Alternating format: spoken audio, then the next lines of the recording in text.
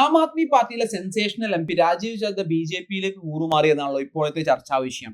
ഇവിടെ അതിന്റെ രാഷ്ട്രീയ വശങ്ങളൊന്നും അല്ല നമ്മൾ ചർച്ച ചെയ്യുന്നത്. നേരെ മറിച്ച് അദ്ദേഹം BJP-യിലേക്ക് മാറിയപ്പോൾ കൂടെ ആം ആദ്മി പാർട്ടിയിൽ നിന്നും 6 പേരെ കൂടി BJP-യിലേക്ക് മാറ്റിയത് എന്തിനായിരിക്കും? അത് അറിയണമെന്നുണ്ടെങ്കിൽ ഇന്ത്യയിലത്തെ കൂറുമാറ്റ നിരോധന നിയമത്തെക്കുറിച്ച് അല്ലെങ്കിൽ ആന്റി ഡിഫെക്ഷൻ ലോയെ കുറിച്ച് അറിയണം. രാജീവ് ഗാന്ധി പ്രധാനമന്ത്രിയായ സമയത്ത് 91 ഭരണഘടനാ ഭേദഗതി പ്രകാരം എല്ലാ രാഷ്ട്രീയ പാർട്ടികളും അംഗീകരിച്ചിട്ടാണ് ഈ ഒരു നിയമം വന്നത്. ഇത് പ്രകാരം രാജീവ് ചദ്ദ BJP-യിലേക്ക് മാറുമ്പോൾ അദ്ദേഹത്തിന് MP സ്ഥാനം നഷ്ടപ്പെടുമായിരുന്നു. എന്നാൽ അദ്ദേഹത്തിന്റെ കൂടെ 6 പേര്, അതായത് മൊത്തം 7 പേര്, രാജ്യസഭയിൽ ആം ആദ്മിക്ക് 10 പേരാണുള്ളത്. അപ്പൊ 7 പേരെന്ന് പറയുമ്പോൾ മൊത്തം അംഗങ്ങളുടെ 66% കൂടുതൽ, അതായത് 2 പേരും എന്ത് ചെയ്തിട്ടുണ്ട്, BJP-യിലേക്ക് വന്നിട്ടുണ്ട്. അതുകൊണ്ട് തന്നെ ഇതൊരു കൂറുമാറ്റമായിട്ട് കണക്കാക്കൂല, നേരെ മറിച്ച് മെർജർ ആയിട്ട് കണക്കാക്കുള്ളൂ. അപ്പൊ ഒരു പാർട്ടിയിൽ നിന്നും 2 അംഗങ്ങൾ വേറെ പാർട്ടിയിലേക്ക് മാറുകയോ അല്ലെങ്കിൽ പുതിയൊരു പാർട്ടി രൂപീകരിക്കുകയോ ചെയ്തിട്ടുണ്ടെങ്കിൽ അത് കൂറുമാറ്റ നിരോധന നിയമത്തിന്റെ കീഴിൽ വരില്ല.